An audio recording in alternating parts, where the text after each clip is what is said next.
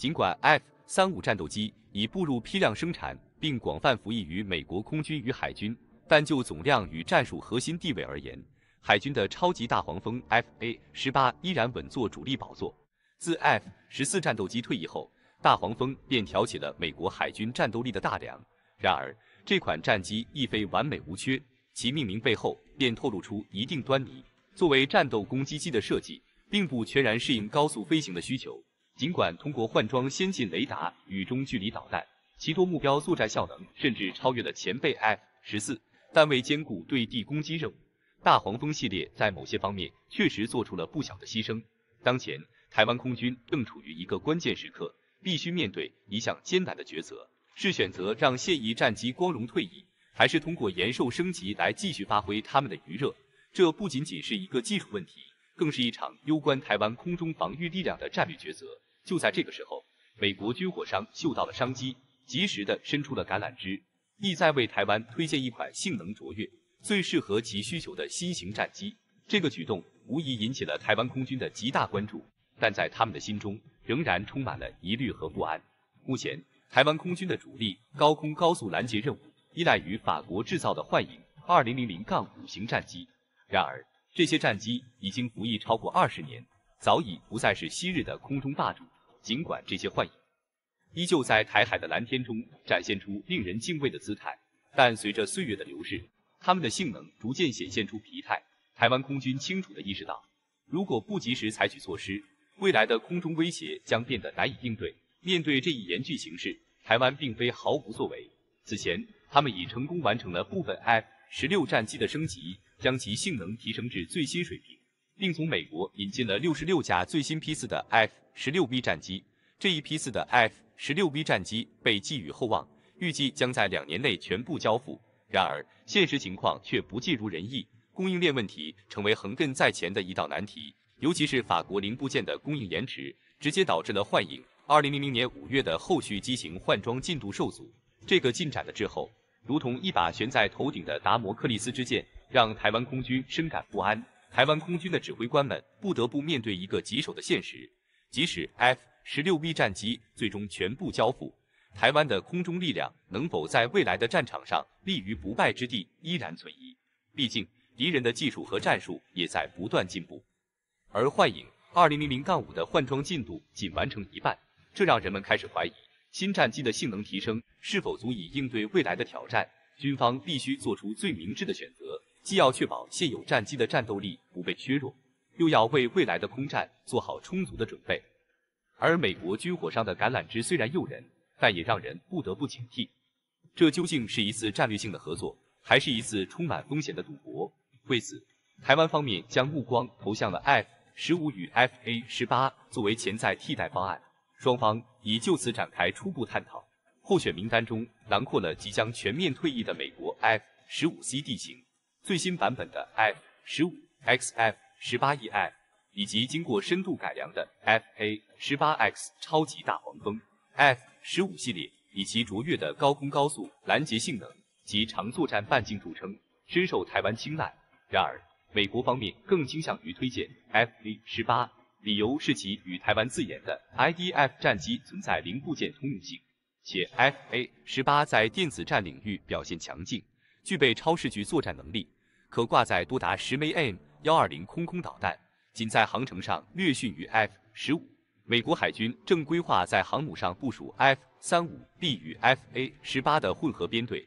以强化协同作战能力。若台湾先行采购 F/A-18系列，未来引入 F-35时，亦能轻松实现作战体系的无缝对接。F/A-18的起落架设计坚固耐用，特别适合短距起降环境。更重要的是，其成本控制极为出色。虽为双发战斗机，但操作成本仅略高于单发的 F-16，远低于 F-15的高昂开销。具体而言 ，F-16C 每小时需8000美元。F-15则高达21000美元，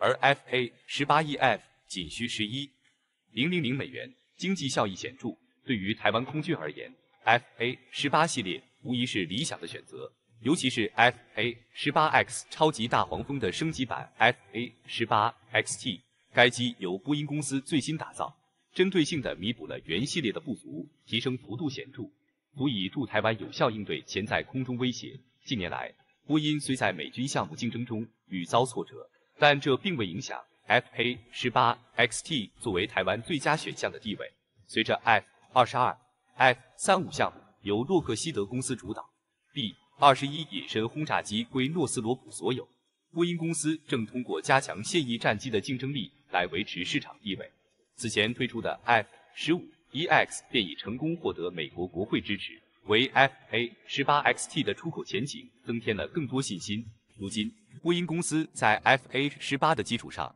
再次推出 FA-18XT 及沉默风版本。与现役的超级大黄蜂相比 ，FA-18XT 在外观上并无显著变化，依旧保留了前者的气动布局精髓，而改进之处则集中体现了对 FA-18EF 的超越。FA-18XT 与前代大黄蜂相比，两大亮点尤为突出：一是增设了宝型油箱，二是并弃了机翼外挂架，代之以封闭式武器吊舱。面对21世纪美国海军的迫切需求，提升舰载机航程。FA-18XT 应运而生，外部油箱虽能增程，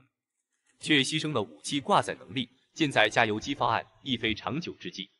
下一代空中优势战机的研发虽在推进，却面临雷达规避、隐身涂层、热量控制等多重技术挑战。海军在下一代舰载机的选择上，深受装备发展策略影响，尤其是 F-35C 的引进问题。鉴于空军已订购大量 F-35A， 海军在 F-35C 的决策上犹豫不决，甚至一度推迟订单。最终，为平衡各方需求，海军决定增购 FA-18EF 超级大黄蜂，同时勉强订购了260架 F-35C， 以免国会不满。FA-18XT 的首要任务是解决航程问题，其宝型油箱设计在不显著增加飞行阻力的前提下，大幅提升了航程，无需外挂油箱，保持了机体的整洁与流线型。这一油箱为 FA-18XT 额外提供了3500磅的燃油容量，结合其内部14400磅的燃油量，使得该机在挂载2枚2000磅炸弹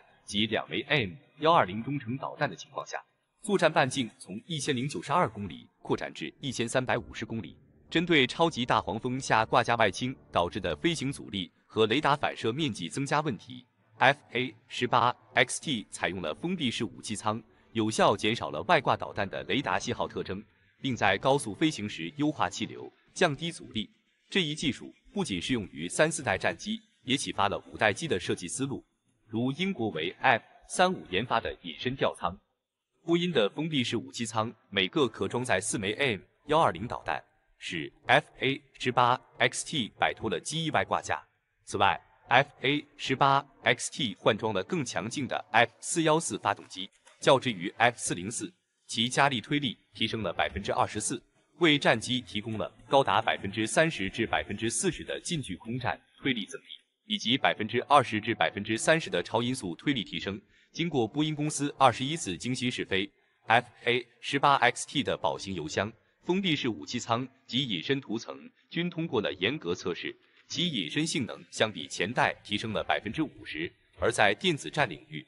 ，FA-18XT 同样表现出色，装备了球形导弹与激光防御警示系统，显著增强了防护能力。其机身下方的前视红外搜索与跟踪系统 IRST 与 F-35相似，能够探测、跟踪并瞄准多种目标，在被动模式下展现出巨大优势，尤其能有效应对5代战机的威胁。通过扫描地平线上的雷达信号和战斗机释放的红外线热量，为 FA-18XT 提供了与5代战机抗衡的宝贵机会。FA-18XT 还升级了座舱与头盔显示系统，采用整块屏幕替代繁杂仪表，显著提升了任务执行中的攻击精确度。同时，装备了新一代机载计算机与数据链系统，使 FA-18XT 能借助先进的方向性网络技术数据链，与其他战机高效交换海量数据，实现信息的实时融合。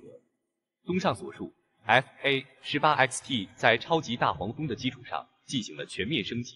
其性能已逐步逼近，甚至有望超越 F-35C。此外， FA-18XT 的飞行寿命延长至6000小时，为军队提供了更长的服役周期，有效减轻了后勤负担。此番改进让 FA-18XT 在航程、速度与火力上均超越了 F-35C 及俄制苏35等竞争对手，足以应对5代战机的挑战。这恰好契合了台湾的需求。相比之下 ，F-15EX 则显得力不从心。目前，美国海军拥有约540至570架现役 F/A-18E/F 战斗机，并计划全面升级至 Block 3标准的超级大黄蜂。这款战机不仅在美国海军中广泛应用，还深受澳大利亚、加拿大、瑞士、芬兰等多个盟友国家的青睐，甚至包括库尔德斯坦地区。有理由相信，台湾版超级大黄蜂的投产将为空军构建起一道坚实的空天防御屏障。波音公司对 F/A-18XT 的持续研发，使其性能日益凸显，为未来战场提供了全面且强大的解决方案。F/A-18XT 的升级不仅聚焦于航程、隐身与电子战能力，还大幅增强了火力与多任务执行能力。封闭式武器舱的设计不仅减少了雷达反射面积，还优化了战机外形，降低了飞行阻力，从而提升了高速飞行时的稳定性和防御效能。技术升级之外， F/A-18XT 的机载系统也焕然一新，座舱与头盔显示系统的升级，让飞行员能够更直接地掌握关键信息，提升了作战效率。而新一代机载计算机与数据链系统的引入，则使 F/A-18XT 能够与其他战机无缝协作，通过先进的方向性网络技术实现数据的高效交换与信息共享。特别值得一提的是， F/A-18XT 还装备了球形导弹与激光防御警示系统。这一先进的电子战装备不仅增强了战机的自我防护能力，还提升了战场态势感知与目标锁定精度，使 F/A-18XT 在复杂战场环境中更具竞争力。随着航程、速度与火力的全面提升， F/A-18XT 已不仅仅局限于传统的制空与对地打击任务，更展现出强大的多用途作战能力。这种灵活性使得 F/A-18XT 能够适应多样化的战场需求，为台湾空军提供了一种高效且可靠的防卫选择。在台湾寻求战机替代方案的背景下， F/A-18XT 凭借其卓越的性能与成熟度脱颖而出，成为备受瞩目的候选者。其强大的航程、隐身性能与电子战系统将为台湾在未来空战中提供坚实的保障，守护家园的安宁。综上所述， F/A-18XT 以其综合实力与升级潜力，成为了一款引人注目的先进战机。展望未来，随着技术的不断进步与战争形态的变化，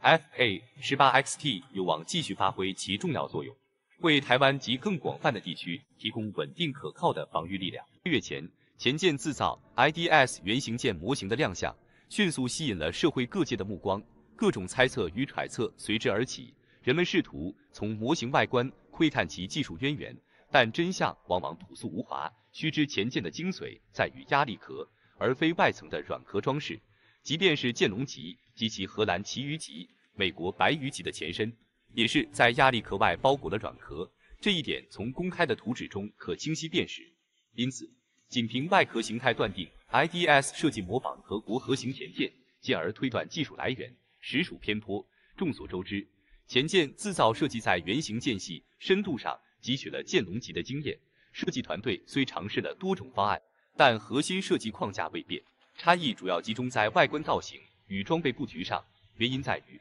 虽获得荷兰提供的建造图纸，但技术转移未包括原始概念设计，导致无法追溯设计初衷与计算假设，进而难以调整压力壳的尺寸、容积与重量，这无疑增加了设计的复杂性和风险。今日，台湾自主研发的潜艇原型海鲲号正式亮相，其性能之强大与现役的剑龙级潜艇形成鲜明对比。尤为引人注目的是，海鲲号装备了18枚48克瓦查重型鱼雷，未来还将配备鱼叉反舰导弹，战力不容小觑。尽管海鲲号及其编号711早已公之于众，但其背后的故事却少有人知。或许是为了更替老旧的型号，台湾计划建造8艘新潜艇，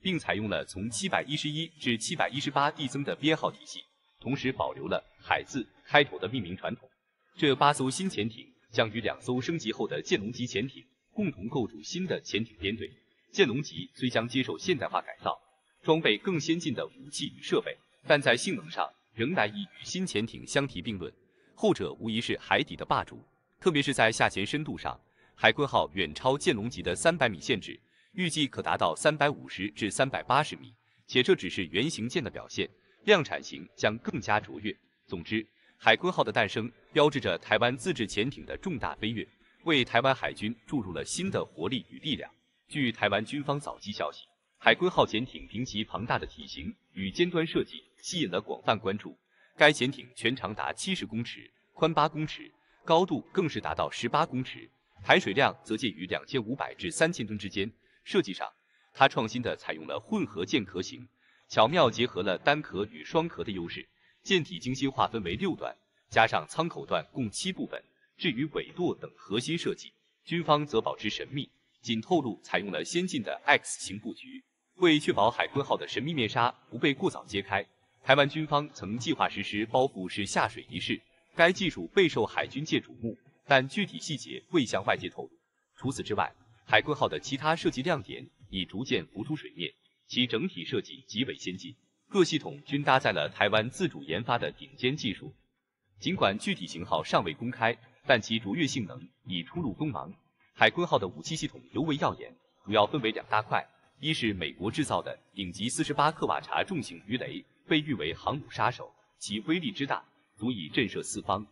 二是美国著名的鱼叉反舰导弹，以其广泛的适应性和强大的性能，在美国海军中享有盛誉，甚至能兼容非美制武器系统。据军方透露，初期海鲲号将装备18枚48克瓦查重型鱼雷，而鱼叉导弹则预留于未来的量产型号。因此，即将下水的海鲲号在攻击能力上将以48克瓦查为主打。作为台湾自制潜艇的先驱，海鲲号的主要使命在于实验与性能测试，而非直接作为作战主力。其诸多功能尚待试航验证，量产型将依据其试航结果进行调整优化。尽管非主力舰艇，海鲲号仍将加入台湾海军序列，与未来新潜艇并肩作战。关于测试日程，台湾军方已规划周详，下水后将立即启动包括泊港与海上测试在内的全面评估。测试内容虽未详尽公布，但预计涵盖试航、潜航性能、作战效能、武器系统验证及设备检查等多个维度。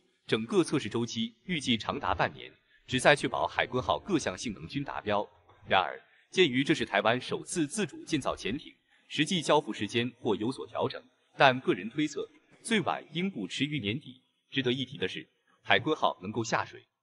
剑龙级潜艇的奠基作用不容忽视。正是有了剑龙级的基础与经验，才催生了海鲲号的辉煌诞生。谈及这些潜艇，或许多数人并不深知它们之间的深厚渊源。剑龙级潜艇其根源可追溯至荷兰的旗鱼级，而旗鱼级又是在美国白鱼级概念设计的基础上演变而来。然而，值得注意的是，荷兰并未掌握白鱼级的完整概念设计资料，即便有，未经美国许可，也无法轻易转交台湾。这一事实在海军近年来全球范围内寻求潜艇设计技术的历程中得到了充分验证。潜艇设计作为容积受限的复杂系统，其核心挑战在于压力壳内的容量限制。因此 ，IDS 设计团队在处理可能引发重大船舶工程计算变更的设计调整时，均持谨慎态度，力求降低设计风险。鉴于剑龙级潜艇建造至今已近40年，原设计图纸上的诸多装备已难以寻觅，团队不得不采用当前市场上的替代品。这些替代品在尺寸、重量、能耗、散热、隔音、防震及维修空间等方面，可能与剑龙级原有规格存在差异，故需进行适度调整。然而 ，IDS 原型舰在压力壳结构及关键电气配置上，仍严格遵循剑龙级设计，以最大限度地控制风险。在缺乏原始概念设计资料的情况下，这种减少全局性船舶工程计算变更的策略，无疑是明智且稳妥的。海军还采取了其他策略来应对设计挑战，这也是 IDS 原型舰海鲲号在长宽吨位等方面与剑龙级高度相似的重要原因。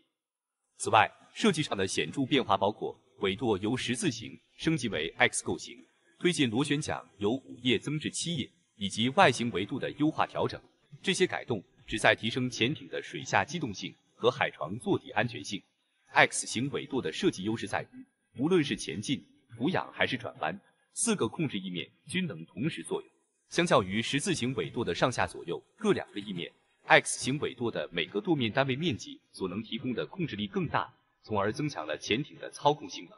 同时，由于 X 型纬度的舵面面积需求较小，原有2个翼面承担的受力线分散至4个翼面，有效降低了尾阻力和流体噪音。此外， X 型纬度与螺旋桨的协调设计优化了尾流长，进一步提升了螺旋桨效率，并降低了噪音水平。然而， X 型纬度的设计与操作复杂度远高于14舵，它要求4个舵面的精密同步控制，以充分发挥其效能，并确保操作安全。这一设计高度依赖于电脑控制系统，因此在设计过程中需进行大量模拟验证。同时，系统失效时的备份控制方案也是一项技术难题，需精心设计与测试。海鲲号此次采用了创新的7叶弯刀型螺旋桨设计，相较于传统的5叶式设计，它能在更低转速下保持相同的推进力，从而在相同航速下显著降低了噪音水平。换个角度看，推进螺旋桨的空时现象是远程被动声呐探测的主要噪音来源之一，而7叶螺旋桨减缓了空时发生的转速阈值，使得潜艇能在更高的静音速度下航行，而不受空时影响。传统舰船螺旋桨的空时现象往往在航速达到10至12节时显现，而先进设计能将这一临界点大幅延后，具体延后的程度则依赖于工程技术的高超程度。至于舰首外形，它并未盲目追随国际先进潜艇的潮流，而是保留了前舰与主声呐的传统柱状结构，未采用球形声呐或阵列，因此舰首外形变化不大。随着美国今年重启岛链战略的重大举措，台湾潜艇自制迈出第一步后，印太地区，尤其是东亚的水下军事格局正酝酿着深刻变革。谈及岛链战略，不得不追溯至2战后形成的第一岛链防线，其北起日本，南至菲律宾群岛，并向西延伸至越南中部及印尼，形成一道弧形屏障。作为美国盟友且紧邻北韩的南韩，自然也成为了第一岛链防卫的重要一环。接下来，我们分东南亚与东北亚2大区域探讨潜艇的战力部署。在东南亚，越南自2009年起斥资约20亿美元，从俄罗斯引进了6艘基洛级636型柴电潜艇，并于2014至2016年间全部接收完毕，列入金兰湾军港的第189潜艇旅。印尼方面，则在2011年以约11亿美元的价格向南韩大宇造船公司采购了3艘张宝高级潜艇。印尼称奈加帕萨级，其中前2艘由南韩建造，第3艘则为印尼在获得技术转让后的自主建造首秀。此外，印尼还保有2艘老旧的西德查克拉级潜艇，但不幸的是，其中1艘已在水下演习中遭遇内爆沉没。目前现役潜艇总数为4艘。据报道，印尼曾有意再向南韩订购3艘同级潜艇，后考虑作战需求，转而寻求购买法国海军集团的鱿鱼级潜艇。菲律宾方面，其海军历史上尚无潜艇服役记录，但政府早在上世纪90年代中期便立志推动军队现代化，虽因财政问题有所拖延，但于2012年通过立法将现代化计划延长至2027年。菲律宾从零开始建设潜艇部队，据透露已启动潜艇采购评估，并倾向于法国海军集团的柴电潜艇，计划采购不超过3艘。部署于吕宋岛西南的苏比克湾与越南潜艇部队隔海相望。转至东北亚，日本海上自卫队现拥有23艘传统动力潜艇，包括9艘清朝级和12艘苍龙级。今年更是有2艘新入列的大鲸级潜艇，每艘重达3000吨，加强了其水下作战能力。特别的是，大鲸级2号舰白鲸号搭载了先进的锂电池系统，极大地提升了巡航时间和隐蔽性，已于今年3月服役。海上自卫队前舰2大队的第4潜水舰队则驻扎于神奈川县横须贺海军基地，这里也是美国海军第7舰队在西太平洋的重要据点。而在南韩，自上世纪90年代起便积极构建潜艇力量，现拥有包括 SSI 张宝高级、SS2 孙元义级及自主研发的 SS3 岛山安昌号级在内的共20艘潜艇，形成了颇具规模的水下战力。好了，本期内容到此结束。对于这些信息，我们非常欢迎大家在评论区分享你们的看法和讨论。如果对于内容有任何补充或不尽完善之处，也请在评论区留言，以便我们进行更新和完善。我是寰宇哥，咱们下期再见。